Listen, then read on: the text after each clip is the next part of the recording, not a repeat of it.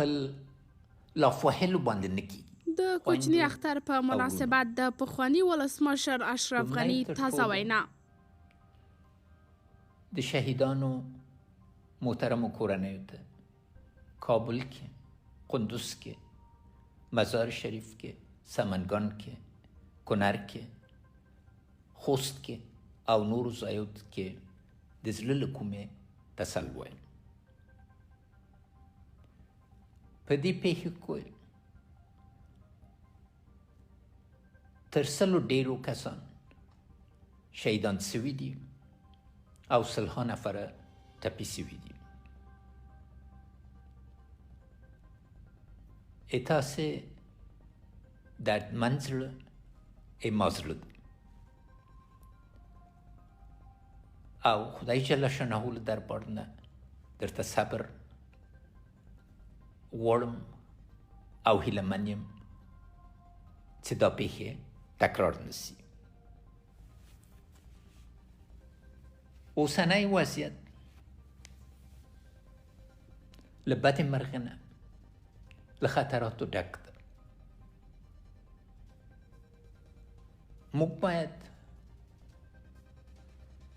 د تیرو 200 کالو تاریخ او خاصتا تیرو 40 کالونو د یو اساسي نتیجې ته ورسیږو او هغه دا ده چې قوت نیول آسان دي اما انحصار پایدار نه ده. په زور باندې افغانان قانع کولی نسی. ضرورت ده چې یو بل سره ټول افغانان په ملي اجماع باندې وغږیږو او د لارې یو نقشې ته راسو چې د یو هوسا، آباد، آزاد او بیطرف افغانستان موخې ته ورسیږو او څنګه ټول ملا وتړو چې آبادۍ او ژوند ته کار وکړو، نه بربادۍ او مرګ ته. قدرت د اسلام په مبین دل کې او موږ په ملي عنعناتو کې د خدمت وسیله ده. بربادي او بېعزتي کمزوري ده، نه قوت. څوک چې څا نور ته کیندي اکثرا خپله په څا لویږي. د انفجار او د انتحار مکتب کې خلک روزل برته د استادانو مقابل کې استعمالیږي او دا لړۍ دوام پیدا کوي. لاره د وتلو چاودنه او بریدونه نه دي، سیاسي ژور فکر او لاره د حل او د خلکو ژوند باندې اجماع پکار ده. ځکه مې له تسلیت نه شروع کړه، پیل وکړه چې دا مبارکه میاشته په ټولو افغانانو باندې ډېره په بېوسي تېره سوې. خلک نه یوازې شهیدان سوي دي، ټپیان سوي دي، بلکې یوې ګولۍ ډوډۍ ته محتاج وو. آیا دا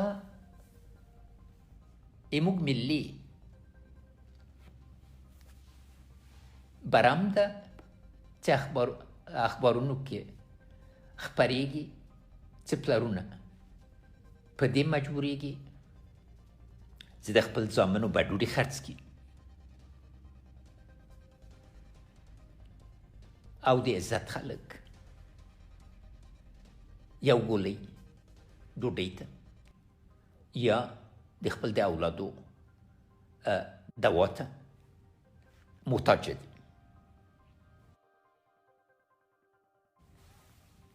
موږ د خدای په فضل 99.99% مسلمانان یو. هم د اسلام برم او هم د افغانانو برخه د دې برم په راوستلو کې سم پیګو په دې باندې او پیګو چې څه عظیم لوړ او با عزته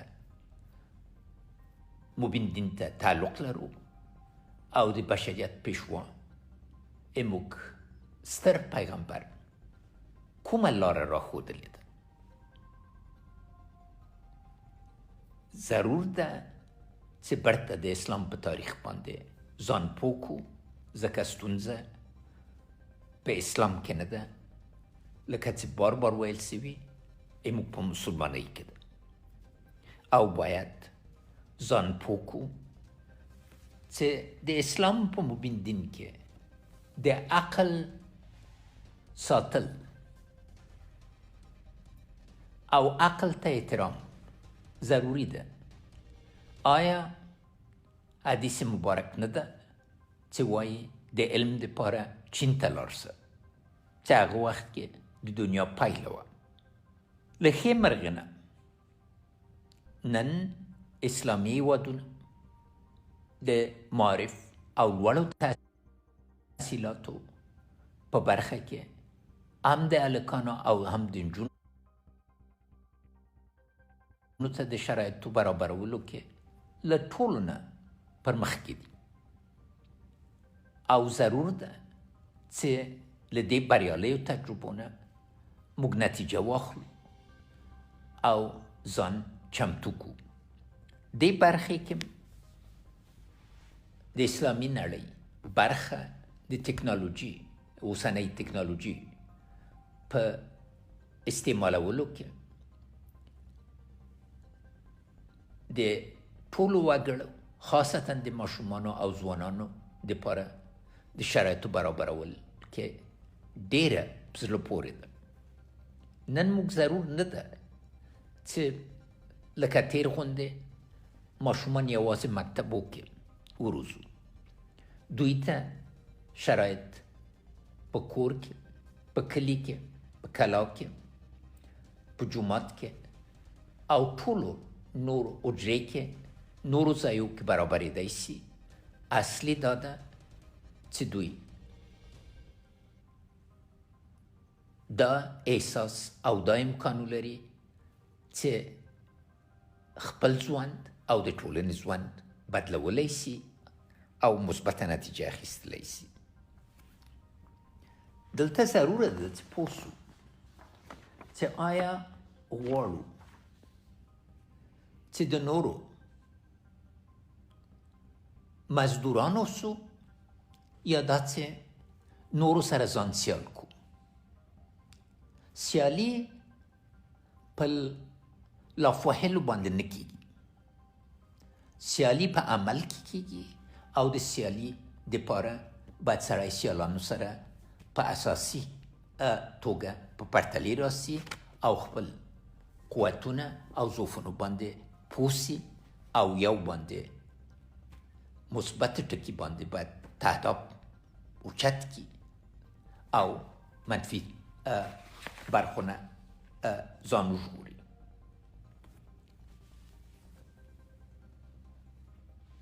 افغانستان د آسیا زړه ده.